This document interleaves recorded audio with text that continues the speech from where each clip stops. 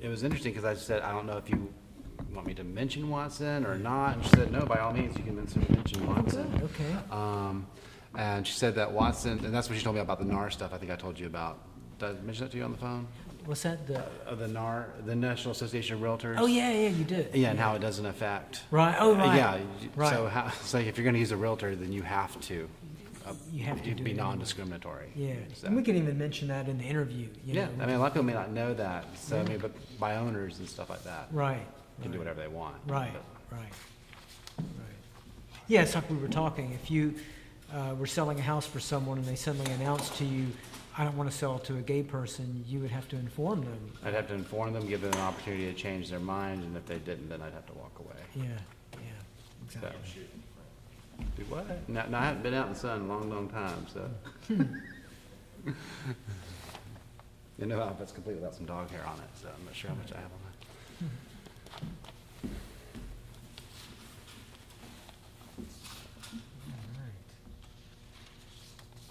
But yeah, we were there and, you know, it was a pretty decent turnout. We interviewed a lot of people there, Good. you know.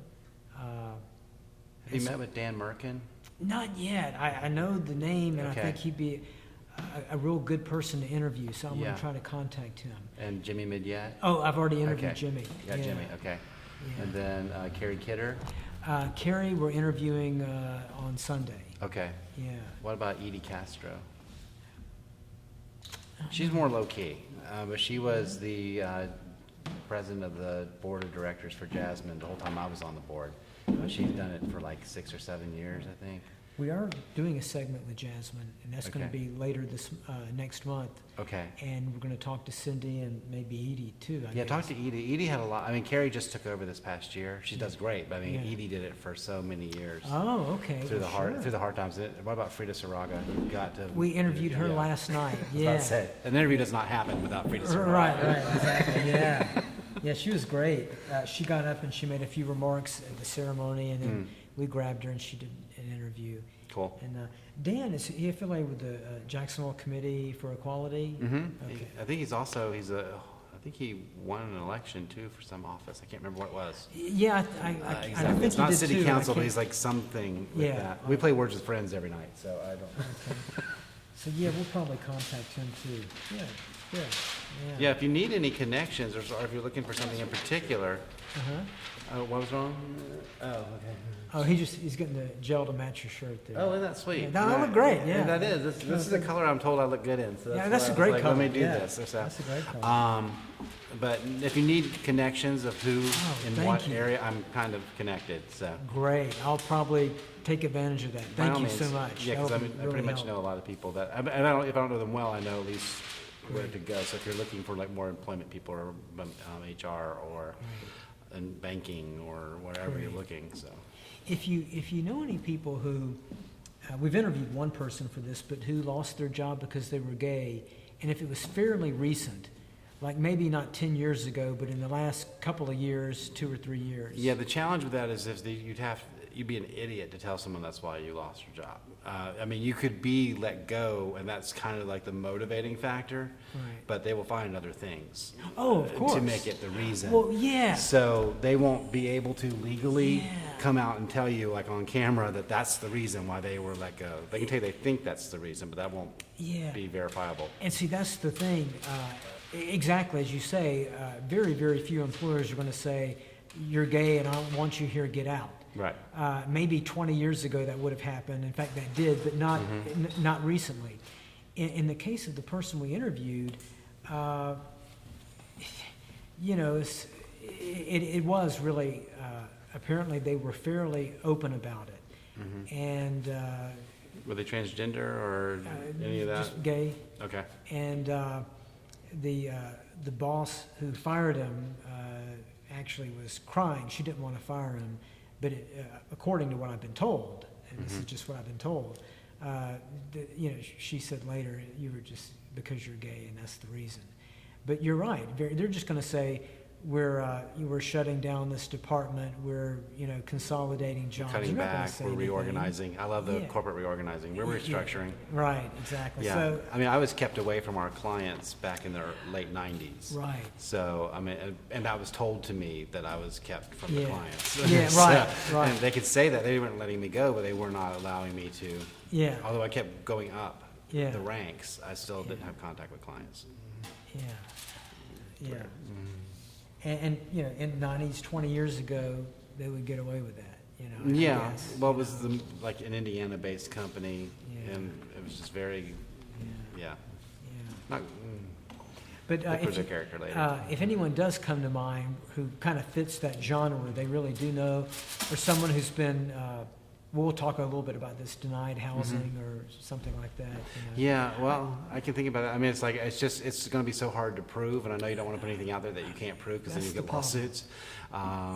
Because people do not take kindly to being No. saying that, so, that's gonna be a hard one to find, that that's, It was the really stated is. reason. And that's the one conundrum, is that you're absolutely right. You really can't exactly prove it. You're pointing fingers at an employer who may well have done that, but you can't prove it. But then, if you decline to use any of that, then the first questions that opponents of this say, they say, well, if all these people are being hurt, where are they? That's the first thing. Find one person. And you can say, well, they don't want to talk, or they can't talk, or it's impossible to prove. But then they still keep coming back, where are all these people that have been discriminated against? And of course, we know that takes place, but the way the Yes. system is set up, it's gamed, so you really can't prove it. So Right, so they- the mindset's probably that we'll still just continue to keep doing it, because we've been able to get away with it all these years by not saying that, so we'll just keep Exactly. doing it. Yeah, So, I exactly. mean, it's not gonna We'll change find anything. another reason. Yeah, it's not really gonna change anything. That's the whole, no, it's not gonna change anything. Yeah. I mean, it's one of those things where it's a law on the books kind of thing, like where you can't marry a donkey in Texas or something like that, and they actually had to put that in writing or something. Right. It's gonna fall into the kind of those categories. Right, Yes. Right. Exactly. Oh, Okay, we are? Rich, you ready? Ready to go? And you're gonna be quick with the edit button, right? Oh, yeah. Okay. Well, I always tell people, I said, we edit these interviews, we may talk for 15 minutes, but we're just using little bits and pieces. Okay. If you make a little mistake when you talk, we edit it out. Okay. If you stumble over a word, we always take care of people and like that. No and cussing. No cussing, yeah. Got We it. probably would use it. Well, but effing we watch bleep. out for that. Yeah, otherwise there'll be a whole bleeping mess the entire time. All right. Tony, if you're ready, I think we're ready. Yeah, to sure. go. So you live in a place where the gay community is not included in our HRO, where if you're gay, you can be fired legally for being gay, denied a job, turned away from a restaurant. As a gay man, how does that make you feel? Well, essentially, I'm born and raised here in Jacksonville, Florida, so I've not really known different than this community. But it's not great, but I think at the age that I am and being raised up in the decades that I was raised up in, that was so prevalent, like in school or wherever, all these the bullies and people picking on you if you were different. So it just kind of almost seemed like a natural thing that the government also would pick on you. It kind of makes you feel less than. And then you become an adult, and then you start looking around, and you start doing a little traveling, and you start reading news, and you start seeing other communities, and realizing that that's not the norm. That we are actually in Jacksonville, to be as large as it is really, believe one of the last of the largest cities in the state of Florida that doesn't have protection to include everybody. And all we're asking for is just protection for everybody, is that everybody is treated equally, and that there's no, you're this, you can't have this because you're this. That's way outdated. You say you grow up and you travel and you see things and you talk to people and you become very worldly. From what you've seen, how does Jacksonville compare to other cities in terms of this issue? Well, interestingly enough, when people tell me they've moved here, they're not from here, I always ask, why did you come here? That's always just been like the first question I ask, right after where'd you go to high school if you are from here. But people tend to come here for, like, they think it's, because it's a friendly community. It's got nice benefits to it, resources. But when you do get out and you see other cities, you see a little bit more, I hate to say culture. You see where some of the bigger name concerts do not come to Jacksonville. They go down to Orlando, or they go down to Miami, or Atlanta is always a big mecca for that. If we're going to compete on that sort of level, which is where I believe most business development people would say they would like Jacksonville to be able to compete, if I can get all that out, we need to be able to find out what those cities are doing differently than what we are. And I believe that one of the things that's holding us back is the fact that we do not have equal protection for all citizens. And savvy companies are not about to put their employees at risk of anything. So why would they come here? And I think when you see other cities and you see big metropolis cities, which I know Jacksonville wants to become, it's not there. When a CEO from Minneapolis or Denver, Seattle, wherever, looks around, looking to move, they consider Jacksonville, and they find out about the HRO, how important a component is that in making a decision? I think it's actually pretty darn important. I mean, one of the things that intrigues a lot of people about Jacksonville to begin with is its location with the ports, because then we have I-10 that dead ends, we have I-95 that runs right through, and then we have all of the ports. So we're an ideal location for a lot of import-export of goods. When companies who manufacture goods or distribute goods are looking for a location, Jacksonville, it makes perfect sense. Now, you also see that with the recent economy, Florida's always one of the first ones in the recession, while always one of the first ones out. I mean, last ones out, mainly because our manufacturing, our logistics is built around the housing industry. So when that collapsed, a lot of Florida did too. A lot of the things that were happening in Miami, whereas the other largest port is it kind of shut down. And trailers were being empty when they were driving up and down 6 hours on 95, and that loses money for a company. So a lot of those places were shutting down and moving further north in order to make it more economical. Jacksonville would have been an ideal location, but unfortunately Jacksonville has this challenge, and I do believe enough companies see that as a roadblock that I can't imagine how much business, obviously I cannot speak to how much business we may have lost in the past or in the future, because I'm not in part of those meetings and those discussions, but I do know the mindset and the thought processes of business owners and companies. And when you start looking at the economics of things, like how much it costs to travel with gas for an empty trailer, and they still didn't come here. They kind of stopped in Orlando, or they bypassed us and went up to Atlanta. There has to be a reason for that. Do you think the failure to include LGBT people in the HRO is a component of that? Is it part of an overall theme? I don't think, it may not be like the main thing. I'm sure people aren't going, whoops, okay, they don't like gay people, so we can't go there. But I do believe it would play an impact on that, because it's just a matter of human rights and the kind of the mentality of the community that you're going into and what's next. I mean, we've kind of gone through the civil rights era, and you wouldn't be denying interracial couples challenges or anything like that, but they did before. I think this is just the next stepping stone to being able to get there. So I'm not sure, and I cannot speak to whether we've lost how much business. I do know that we have lost some. There was a large banking institution that wanted to relocate their corporate headquarters here when they did a takeover of an existing bank. And it was us or Miami, and they chose Miami because Jacksonville did not have the HRO. That was Wells Fargo, right? I didn't know how much documentation you wanted on that.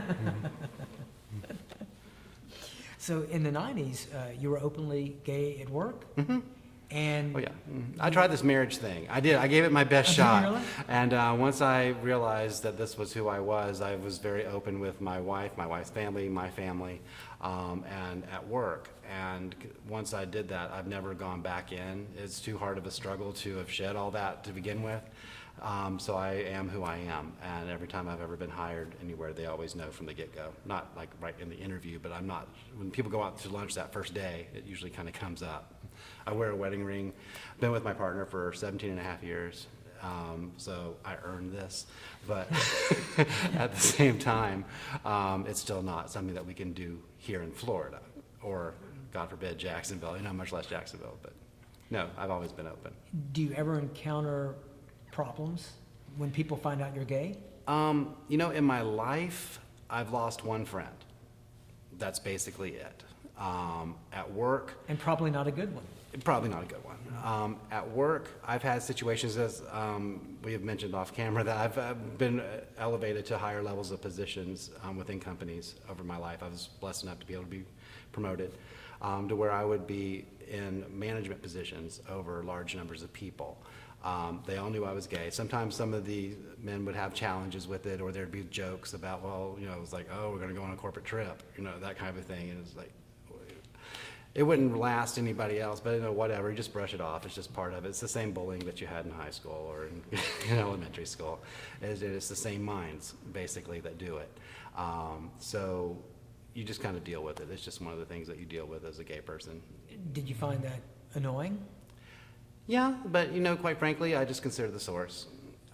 Intelligent people and people who are open, people who truly are of a religious nature, be it Christian, Judaism, whatever your religious background is, if you truly believe in what it says, they all pretty much say the same thing, love one another regardless. People who get that don't do the bullying. So I just consider the source when it happens.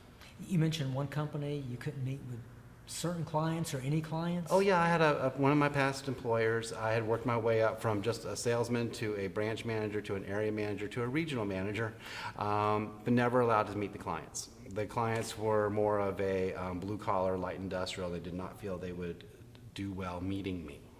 So they pretty much kept me off to the side, and I just ran the business. But they met the salespeople and they met the frontline staff, but they never really met me. Did they tell you that outright, we're not going to let you meet with anybody? They told the person over me, don't let him meet with anybody. They borrowed my car once to go deliver something, but I couldn't drive it. I had to have somebody else drive my car to deliver something to the company. How did you feel about that? I was used to it, quite frankly, by then, because it was in the late 90s, so not a lot of enlightenment had occurred by that time. Today, I honestly wouldn't put up with it. Back then, I was younger, and I did what I was told. So I just kind of towed the company line. Now I wouldn't put up with it at all. Do you think things like that happen today? They probably do, but quite frankly, the people that they're trying to protect, the customers that they think would have such a problem with it, are really not going to have that much a problem with it. Unless you're in their bedroom with them, you're not really going to be interfering with their marriage, and you're not really going to interfere with their life. And most people just want the job done. And as long as it's done well and they're making money and their clients are happy, they don't really care where it originated from, gay or straight. You're a realtor. Yes, I am also a realtor. I'm everything, yeah. Know of anyone who's been denied housing here because they're gay or transgendered? I cannot personally speak to that, no, that I have ever encountered that. But I will tell you that there's something interesting that Jacksonville, while it does not protect people if they were wanting to rent a home or they could be denied housing because they are gay, can't do that if you're working with a realtor. The National Association of Realtors has a very strong code of ethics and a very strong non-discrimination code of ethics, and we are not allowed to discriminate in any way, shape, or form. If anyone ever wanted to utilize the services of a licensed real estate agent, they would not be able to perform that sort of discrimination. No matter what the city's HRO says? No matter what the city's HRO says. You could be a FSBO, a for sale by owner, I'm sorry, I'm getting all technical. You could be a for sale by owner, you could be a owner of a duplex and you're renting out the next half over. There's certain things like that, but you could not utilize the services of a licensed real estate agent and be able to get away with discrimination. So, but you don't know anyone who has been denied a house or an apartment because they're gay? Not personally, no. So tell me, if it rarely happens or if it hardly ever happens, why do you think that the ordinance is important? Why should it matter? It shouldn't matter. It's not even important. It's not important. The elimination of the. Is that what you're talking about? Right. Take two. Because the ordinance itself, the ordinance is to make it legal. Precisely. Okay. All So, right. so Then why that is, is important. Then. So Okay. why is the addition of that amendment? Why is that important? Well, the addition of the amendment is very important because in order to just protect everyone's rights, because there is no one but God who's able to judge, and I don't think anyone's doing really God's work to continue to judge or to discriminate, because that's not what is the law, so to speak. So, take two. In order to have that, it's just necessary in order to just ensure equal rights so that we don't have problems.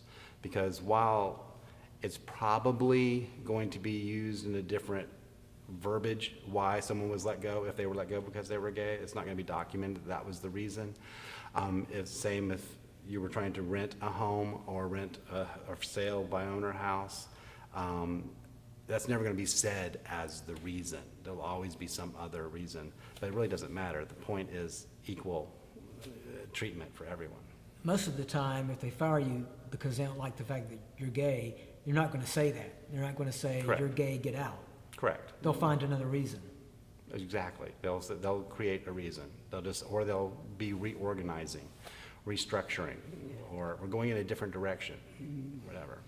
And I guess the point is about the ordinance and adding the amendment to it, whether it's nobody who's discriminated against because they're gay or it's thousands of people, the fact that it's just not on the books when every other group is. True. I mean, in 2013, it's rather astounding that there's still an allowable discrimination and an allowable prejudice out there.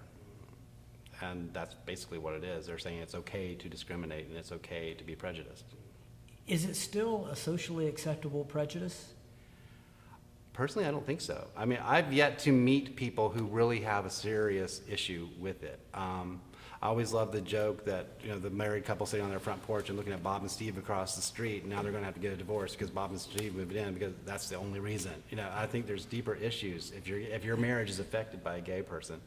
But quite frankly, I don't feel the majority of the general public cares. Now, I may be somewhat, no one to my face is going to say something, and because they know that I'm gay, they're not going to, in my face, say something. I don't know what goes on behind my back. I don't have eyes back there.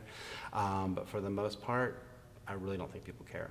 If it doesn't affect their pocketbook or their bottom line, and what's sad is that this is affecting their pocketbook and their bottom line when they think about how much business is being lost because people are not coming here.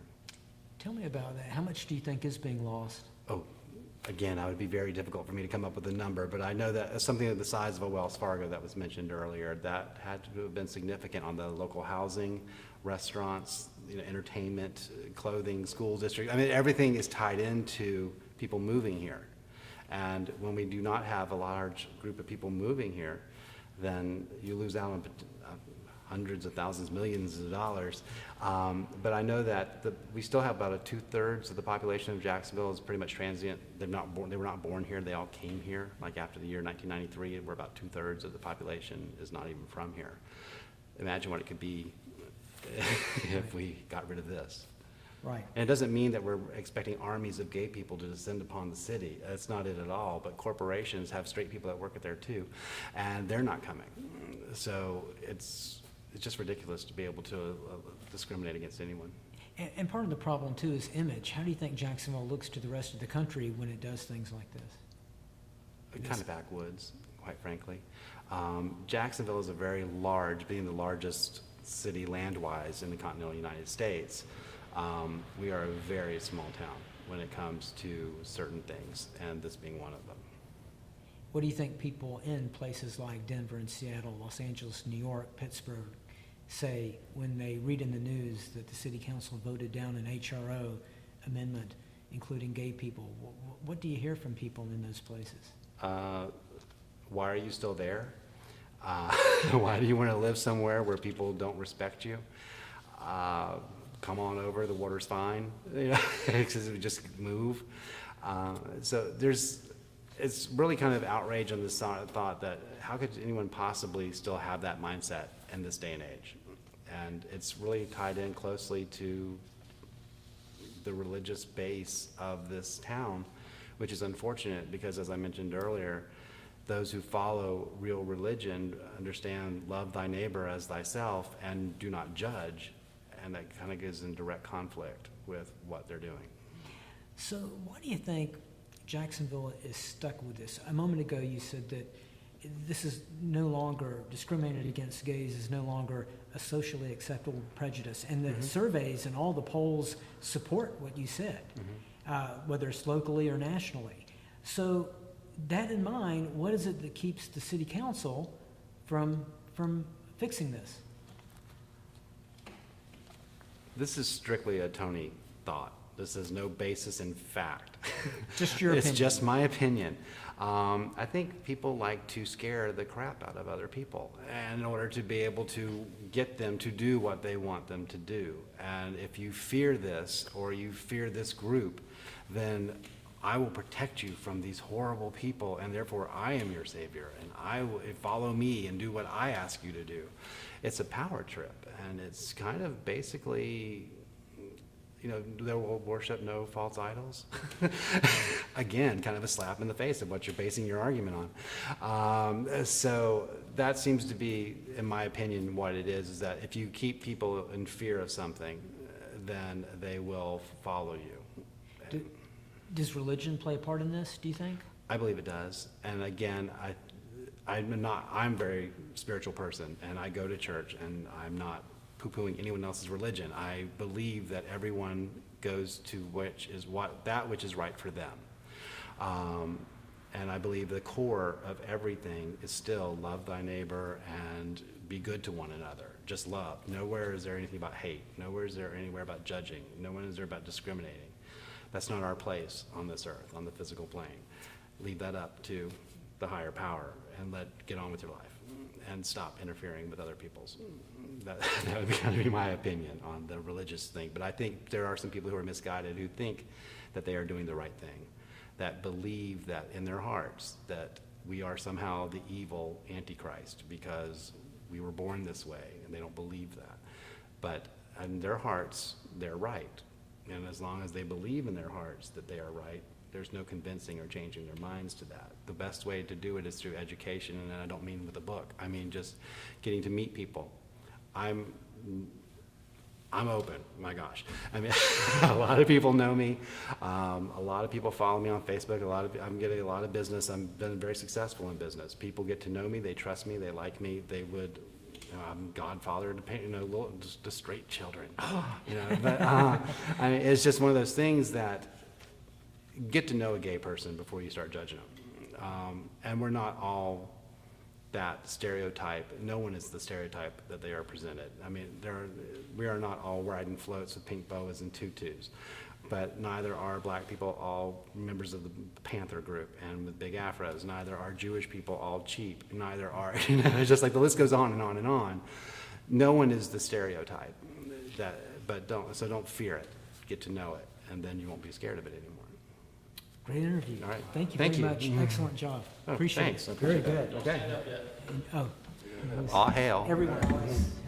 Sorry I said crap. Oh, no. Okay. Now, we'll add some bleach, just to. Oh, yeah, spice it up. Make it think I was really saucy.